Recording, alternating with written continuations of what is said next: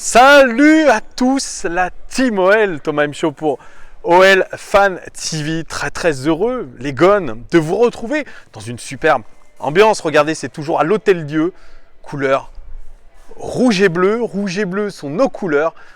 C'est un des slogans de l'Olympique Lyonnais. Alors je me trouve à l'Hôtel Dieu parce que juste derrière moi, au bar Le République, eh bien, un lieu, l'Afterfoot RMC, délocalisé. L'Afterfoot, vous savez, cette célèbre émission sur RMC avec Gilbert Bribois, Daniel Riolo, Fred Piquion, Jérôme Roten aussi. Et je vous ai fait d'ailleurs 2 interviews, une de Daniel Riolo et une de Fred Piquion, un petit peu pour leurs sentiments avant ce match de Leipzig. Qu'est-ce qu'ils pensent de l'Olympique Lyonnais? Alors désolé déjà d'avance pour la qualité du son, vous le savez, elle est de temps en temps dégueulasse, je ne sais pas pourquoi. Il faudra monter un petit peu plus le son, voilà, c'est tout ce que je voulais vous dire là-dessus. Si je vous fais cette vidéo, c'est pour l'avant-match du match de demain, le match capital, importantissime de l'Olympique Lyonnais, qui pourrait nous qualifier ou non pour les 8e de finale face à Leipzig. On verra, on joue vraiment une grosse partie de notre saison contre Leipzig. Il y a eu les conférences de presse en cette fin d'après-midi avec un Rudy Garcia et un Memphis Depay concentrés, avec un message commun qu'ils ont dit chacun de leur côté que les joueurs devraient être à 100%, que l'OL avait récupéré un peu de confiance. Voilà, un discours un petit peu classique d'avant-match, alors qu'à contrario, Nagelsmann, l'entraîneur de Leipzig, eh bien, il a fait une conférence de presse absolument géniale pour moi. Il a fait de la communication de gagnant. Et c'est là déjà où j'ai un petit peu peur, les gones. C'est quand Nagelsmann, lui, il dit qu'il vient à Lyon pour être premier du groupe. Il vient pour faire le jeu, pour aller jouer vers l'avant. Il dit qu'il a dans son équipe des indéboulonnables, qu'il jouera avec l'équipe type. Et qu'il fallait le croire en disant qu'ils allaient jouer leur chance à fond parce qu'ils avaient un objectif, gagner tous les adversaires de ce groupe 1 à 1. Et je pense qu'il a envie de laver l'affront du match aller. Voilà, il a envie que ses joueurs jouent avec intensité, mais aussi avec émotion. Et c'est ça que j'aime bien un petit peu dans ce langage de l'entraîneur allemand, c'est ce côté émotion. Je pense que ça va être une des clés du match, la gestion des émotions. L'OL aura fort à faire avec ça. Mais en tout cas, ça y est, Nagelsmann, il est déjà un peu plus évolué dans la préparation de son équipe qui, aujourd'hui, marche sur l'eau. Je vais en reparler un petit peu après. Voilà, il parle aussi du fait que l'OL est un stade assez impressionnant niveau ambiance et il fait une petite anecdote, enfin une petite phrase, pas une anecdote, une petite phrase un petit peu sur Lyon, capitale culinaire. Il a dit « J'espère que demain nous ferons un match de goût ». Voilà, c'est plutôt sympa. Il a parlé de l'indice UEFA aussi qu'il comptait bien préserver. Bon, il a dit aussi qu'il fallait gérer un petit peu les matchs qui allaient suivre en Bundesliga parce qu'ils ont beaucoup de matchs importants.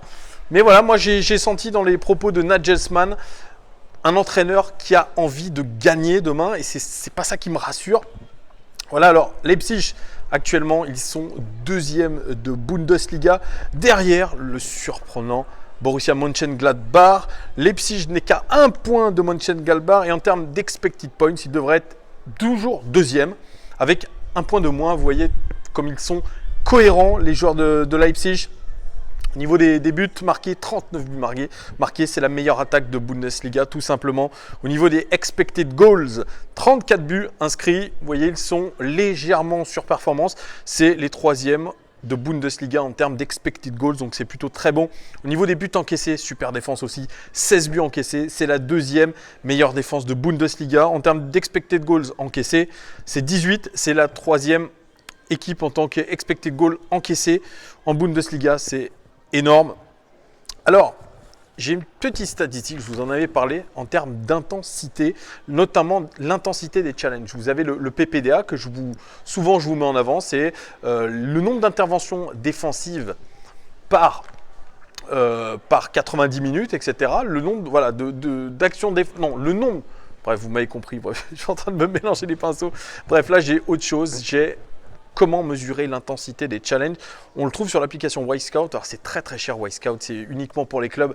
C'est vraiment démesuré, il y a beaucoup de statistiques et notamment le nombre d'actions défensives par minute de possession adverse. C'est extrêmement précis. La moyenne de Ligue 1, c'est 5,5. Alors Bordeaux, c'est assez étonnant, ils sont devant le PSG sur l'intensité, c'est énorme. On a pu le voir hier contre Marseille déjà, c'est vrai, ils ont perdu, mais ils ont mis de l'intensité. En Ligue des Champions, ceux qui mettent le plus d'intensité, c'est le Slavia Prague. C'est énorme, hein. Ils sont ils sont 5e en intensité de Ligue des Champions avec 6,6, c'est énorme. Et ils ont surtout le deuxième PPDA derrière Liverpool, c'est 8,11. Donc c'est plutôt impressionnant. L'OL en Ligue des Champions, écoutez-moi bien, ils sont à 5,4. C'est plus faible que la moyenne de Ligue 1 qui est déjà très faible. Et en Ligue 1, l'Olympique Lyonnais, c'est 5,2. Ça veut dire que c'est vraiment catastrophique en termes d'intensité. Écoutez-moi bien aussi, une autre statistique très intéressante sur cette intensité. La meilleure équipe d'Europe en termes d'intensité, eh bien c'est Leipzig. Leipzig, c'est celle qui met le plus d'intensité, 7,4 actions défensives par minute de possession adverse. C'est tout simplement énormissime et c'est pour ça que j'ai un peu peur demain de cette statistique-là parce que vraiment ils mettent de l'intensité dans tout ce qu'ils font. Les joueurs de Leipzig, j'en reviens aux statistiques un petit peu générales. Leur meilleur buteur, c'est Timo Werner, celui qui a raté 2 buts assez immanquable contre nous au match aller. Bien, c'est le meilleur but tout simplement de la Bundesliga, c'est le meilleur joueur, meilleur buteur, 15 buts à égalité avec Lewandowski en termes d'expected goal, il est à 13, donc il est extrêmement cohérent avec la qualité de ses occasions. Deuxième meilleur buteur, c'est Sabitzer, Marcel Sabitzer, je vous en avais parlé. L'international autrichien, 6 buts marqués, il aurait dû en marquer 4 en termes d'expected goals. Meilleur passeur, Timo Werner, aussi 5 passes décisives, il aurait dû en faire 5, extrêmement cohérent. Marcel Sabitzer, il suit avec 3 passes décisives, il aurait dû en faire 4.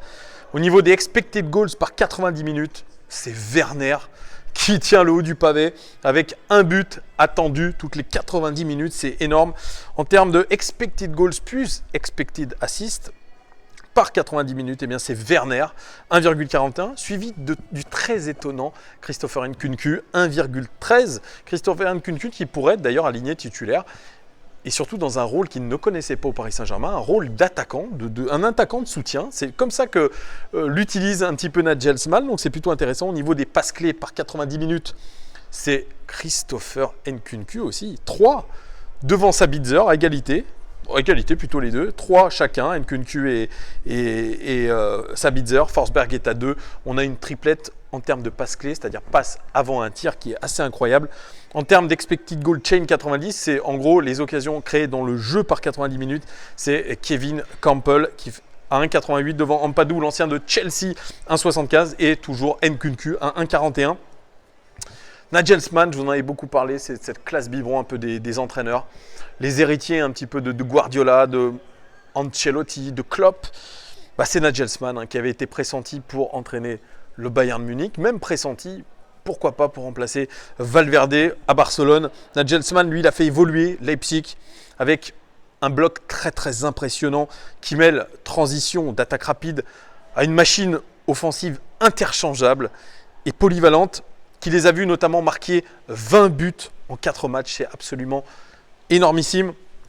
Je vais vous sortir 2 exemples de matchs récents de Leipzig pour vous parler un petit peu de ce que fait le club allemand en ce moment, qui est tout simplement génial. Contre le Hertha Berlin, d'abord, victoire à l'extérieur, 4-2.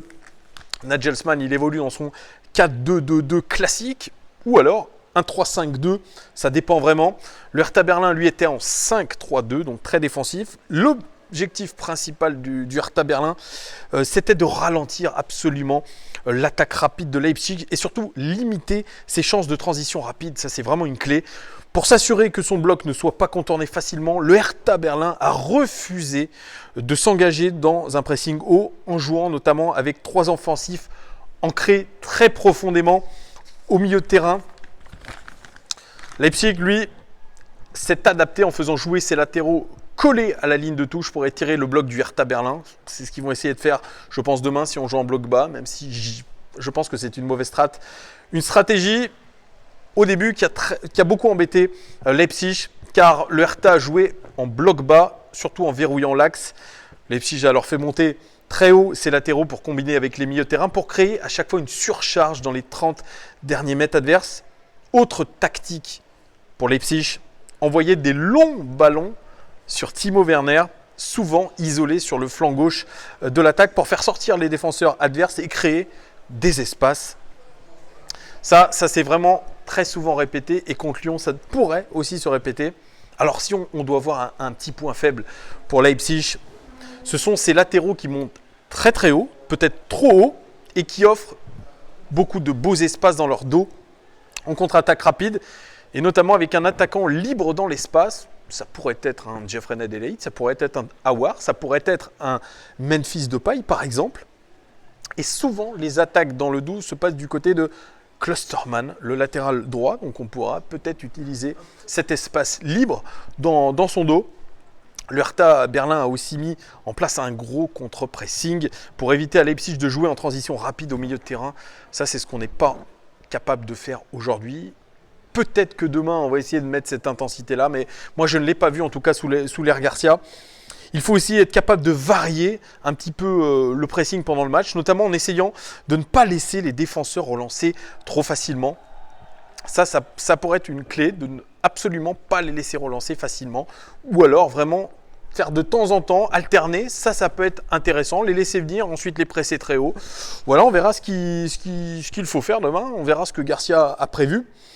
Le défaut un petit peu aussi de Leipzig, c'est que leurs attaques ne varient pas trop. Hein. Ils sont assez instables dans une rencontre, on l'a vu contre nous au match aller. Ils ont été capables de dominer, de se créer des occasions, mais aussi de perdre, donc c'est un petit peu aussi notre chance. Deuxième exemple, les Gones contre le FC Köln. Leipzig a gagné 4-1.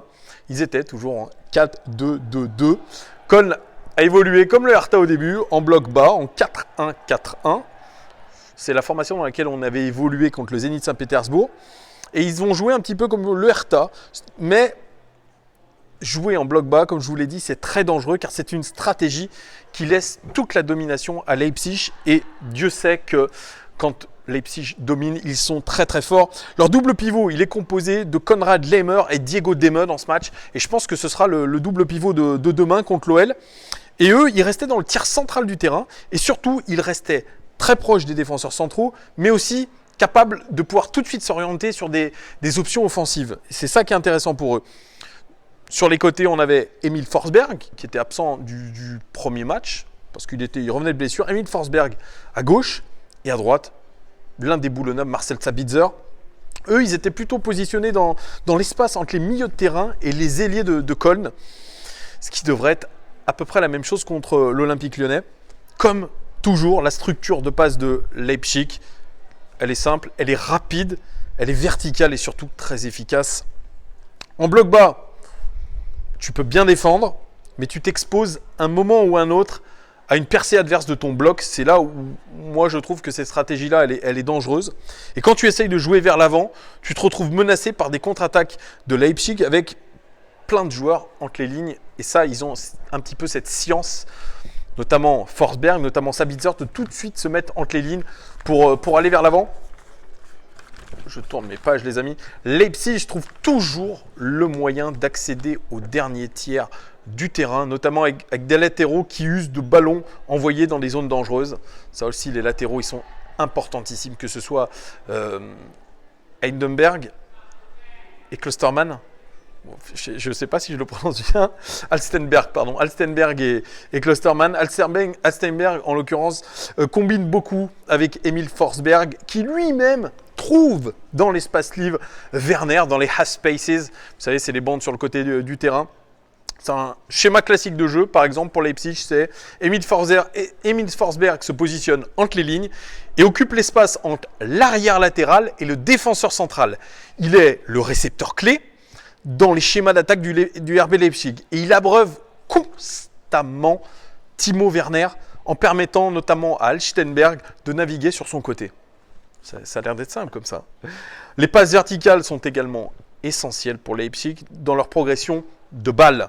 Cela leur donne accès à des zones plus centrales du terrain, même avec un surnombre de joueurs. Cela vient de leurs qualités techniques qui sont bien au-dessus de la moyenne. Et comparé à celles qu'on a, c'est ça qui me fait aussi un peu peur. Ce qui va être dur aussi, c'est que Leipzig a vraiment trouvé son rythme de croisière avec Nagelsmann, ce qui n'était pas forcément le cas quand on les a affrontés il y a 2 mois.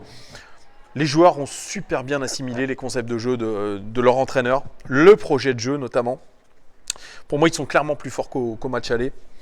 Le dernier match qu'ils ont fait, c'était ce week-end. Ils ont gagné contre Hoffenheim, ancien club de Nagelsmann, 3-1. Celui qui a fait le plus de passes, eh bien, c'est Marcel Sabitzer. Celui qui a créé le plus d'occasions dans le jeu, c'est Timo Werner. Celui qui a fait le plus de passes dans des zones dangereuses, c'est Sabitzer. Attention à lui, je l'ai répété déjà au match aller. Celui qui a reçu le plus de passes dans les zones dangereuses, Timo Werner. Celui qui a fait le plus de portée de balle dans des zones dangereuses, c'est Timo Werner, qui est capable de répéter beaucoup les courses. Attention à lui, et celui qui a été le plus central, c'est leur latéral droit, Klaus Thurmann. C'est pour ça que j'ai vraiment un petit peu peur pour demain. Je vois une équipe de Leipzig vraiment venue pour jouer les premiers rôles dans ce match. Ils ne se laisseront pas faire, ils vont essayer d'imposer leur jeu, essayer de nous dominer. Je pense que Nagelsmann a beaucoup regardé les matchs de l'Olympique Lyonnais, les a analysés dans le détail. Et croyez-moi que cette fois-ci, il ne se laissera pas avoir deux fois. Et ça sera aussi aux attaquants de Leipzig d'être beaucoup plus efficaces. Parce qu'en ce moment, on ne va pas se mentir, en Bundesliga, c'est ce qui se fait de mieux, cette attaque de Leipzig. Ils sont cliniques. Ils sont cliniques dans leurs attaques. Ils sont même foudroyants. Et d'ailleurs, le journal Bild allemand parlait d'attaque stellaire, carrément, attaque stellaire, c'est-à-dire dans les étoiles. C'est-à-dire quand ils sont dans un très bon jour, ça peut faire excessivement mal. Et c'est une équipe qui est en pleine confiance, qui va se déplacer à l'OL. Et vraiment, ils ont un manager qui ne lâche rien et qui leur transmet aujourd'hui la bonne philosophie. Donc on est face à une équipe aujourd'hui qui clairement marche sur l'eau. Et clairement dans la course en Bundesliga, qui joue les premiers rôles depuis le début de la saison, tantôt avec le Bayern Munich, tantôt aujourd'hui avec Mönchengladbach. Ils sont quasiment à égalité, comme je vous l'ai dit, ils sont à un point de Mönchengladbach. Ils sont très bons en championnat, ils ont une très forte attaque, une très bonne défense. Ça a tout d'une équipe équilibrée, d'une équipe qui peut aujourd'hui jouer les premiers rôles en Ligue des Champions. J'en suis convaincu. Et pour eux, accéder à cette première place, c'est vital. Ça leur permet peut-être d'avoir un huitième de finale plutôt accessible. Mais nous, dans un second temps, nous sommes obligés de gagner. Pas de match nul. La gagne. Et on peut même se retrouver dernier en cas de contre-performance et de résultats défavorables dans l'autre match pour nous. Donc attention à ça, on risque de tout perdre sur ce match. Comment faut-il aborder ce match? Je pense qu'il faut avant tout miser sur ce qui a bien marché. Avant tout miser sur une confiance un tout petit peu revenue avec cet effet placebo ou non contre Nîmes. Je trouve qu'on met beaucoup trop d'importance dans la victoire contre Nîmes. Ça, c'est ça qui m'inquiète aussi. Moi, j'ai du mal à croire en une qualification demain. Je suis très mesuré par rapport à ça parce que moi, je ne vois pas comment l'équipe pourrait trouver un fond de jeu en l'espace de 48 heures. Je ne vois pas comment on peut essayer de contourner cette équipe de Leipzig qui est en pleine confiance. Comment jouer? Moi, je vous l'ai dit, un bloc bas, ça a été expérimenté par le Hertha Berlin, ça a été expérimenté par Köln. Ça s'est révélé à chaque fois non concluant. Donc moi, je pense que la seule manière encore de faire quelque chose contre eux, ça va être de réaliser un énorme pressing. Notamment au milieu de terrain, essayer d'éviter au maximum les transitions rapides vers l'avant, verticales de Leipzig. Éviter surtout qu'il touche régulièrement Timo Werner, parce que Timo Werner, je pense que ça ne sera pas la même qu'au match aller. C'est que ces occasions-là, il va les mettre cette fois-ci, parce qu'au match aller, il était un peu dans une mauvaise passe. Là, il est dans des très bons jours. Il est en train de devenir énorme. D'ailleurs, Nagelsmann l'a dit en conférence de presse, c'est un joueur qui peut encore marquer plus de buts, qui peut encore plus se développer, mais qui aujourd'hui est à 23 ans un attaquant extrêmement complet, quasiment titulaire en équipe d'Allemagne. Donc on va affronter des joueurs très bons techniquement. Je parlais de Emil Forsberg, c'est un jeu léché. Marcel Sabitzer, c'est extraordinaire aussi. Donc on a une équipe vraiment talentueuse au niveau technique, qui connaît ses principes de jeu à merveille, qui les applique à merveille. Avec ça, c'est la particularité de Nagelsmann, c'est qu'il arrive à faire changer vraiment de position ses joueurs. Regardez, quelqu'un comme Christopher Nkunku qui jouait milieu relayeur du côté du Paris Saint-Germain, il se retrouve attaquant de soutien carrément de Timo Werner sur les derniers matchs. Donc c'est assez incroyable aussi. Voilà, ils ont beaucoup de joueurs intéressants. Ils ont des indéboulonnables, certes. Mais voilà, moi je les trouve rayonnants en ce moment, Leipzig. Pour avoir vu le match de ce week-end contre Offenheim, ça joue très bien. C'est le jour et la nuit avec l'Olympique Lyonnais. Alors quels vont être les ressorts utilisés par Rudy Garcia pour bien rentrer dans ce match? Moi je pense très sincèrement qu'il faut en vomir sur le terrain, au sens propre comme au sens figuré. Il faut aller à fond de cale pendant 90 minutes. Il l'a dit, Garcia, il faudrait être à 100%, mais c'est pas 100%, c'est 200, 300%. C'est pour ça qu'aujourd'hui, on est finalement obligé de jouer en sur-régime contre eux pour tenter de se qualifier. On n'a pas le choix. De toute façon, l'avenir financier du club se joue demain aussi, parce qu'une non-qualification en 8e de finale de Ligue des Champions, ça serait tout simplement catastrophique. Une élimination de toutes les compétitions européennes, ça serait monstrueux. Pour le club, je pense que l'adhésion déjà des joueurs au coach est pour moi limitée en ce moment. Alors, ça achèverait en tout cas le discours de Garcia. Bref, je crois que beaucoup de joueurs aussi jouent quelque chose de très important demain pour la suite de leur avenir à l'Olympique Lyonnais. Ça pourrait s'assombrir. Je suis un petit peu pessimiste, je suis désolé en tant que supporter, mais j'essaye d'être le plus objectif possible par rapport à ce que j'analyse, par rapport à tout ce que j'ai vu du RB Leipzig. Déjà au match aller, moi je trouve que cette équipe de Leipzig, elle a déçu. Et heureusement pour nous, parce qu'on a été capable, nous, d'aller trouver les ressources et de marquer les buts qu'il fallait, d'être hyper réaliste. Demain, ça sera la même chose. Il faudrait être très réaliste dans les deux surfaces de réparation, surtout très concentré. Et je m'en répète encore, mais ça va être un match qui va jouer sur l'émotion. Je suis absolument d'accord avec Nagelsmann quand il évoque ce mot-clé, la gestion des émotions. C'est Paulo Sousa de Bordeaux qui parle aussi d'émotions. C'est vrai qu'aujourd'hui, on est sur une nouvelle donnée, un petit peu de préparation mentale sur la gestion de l'émotion. Et très concrètement, depuis le début de la saison, moi je trouve que la gestion des émotions est très mauvaise. Pourtant, on a des personnes dans le staff qui sont censées apporter un petit peu plus de maîtrise dans cette gestion des émotions. Je pense à Paolo Rongoni, je pense aux nouveaux médecins aussi qui individualisent un petit peu la préparation mentale. Mais je trouve qu'aujourd'hui c'est très très limité. Là où, à Leipzig notamment, il y a un préparateur mental depuis des années. Et je pense qu'on a un train de retard sur la Bundesliga, sur les meilleurs clubs de Bundesliga là-dessus. Et je suis tout à fait d'accord. Demain, il y aura de la pression pour tous les joueurs, il y aura de l'appréhension. Je pense que ça sera comme lors de la double confrontation contre Barcelone, quand les guibolles tremblaient, quand au Camp Nou, on était incapable d'aligner deux passes tellement on avait peur. Il va falloir demain rester calme avant tout, garder son calme, être lucide. Ça, ce seront des mots-clés. Calme, lucidité, essayer d'être le plus juste possible, essayer d'éviter de donner le ballon à l'adversaire trop souvent, parce que, mine de rien, donner un ballon à l'adversaire, c'est comme une faute directe au tennis, c'est préjudiciable. Et face à une équipe comme celle de Leipzig, perdre un ballon, surtout au milieu de terrain, ça peut coûter très très très cher. Donc attention à ça, il faudra être, je pense, beaucoup plus rapide dans nos transitions offensives si on joue en contre-attaque. Ça, il faudra absolument trouver un joueur relais au milieu de terrain capable de lancer rapidement les attaques. Ça pourrait être Thiago Mendes s'il se bouge un peu. Ça peut être aussi Houssem Aouar, mais il faudra jouer rapidement, il faudra mettre du rythme, de l'intensité. Ça, mot-clé aussi qu'a utilisé Nagelsmann dans sa conférence de presse, mettre de l'intensité. Ça, les joueurs de Leipzig savent le faire. Regardez la différence.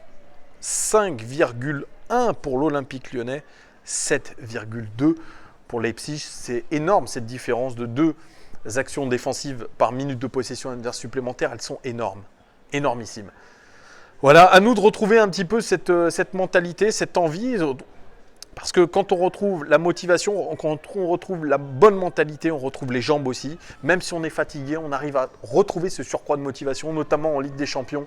Donc c'est peut-être là aussi où on peut avoir peut-être quelque chose de positif. C'est que l'Olympique Lyonnais, dans ces grands matchs, Ligue des Champions, Europa League, etc., a été capable aussi par moment, pas tout le temps malheureusement, mais par moment, de vraiment sortir des grosses prestations sous pression et de se qualifier, même si j'ai en tête les matchs d'Europa League, notamment perdus l'Ajax et du CSKA Moscou.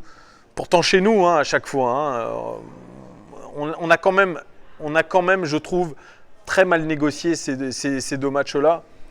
La saison dernière, heureusement, on a su aller chercher la qualification à l'extérieur, parce qu'elle s'est jouée à l'extérieur, elle s'est jouée contre le Shakhtar Donetsk. Là, on a cette chance d'être à domicile, d'avoir le public a priori derrière nous, surtout de retourner l'opinion des supporters.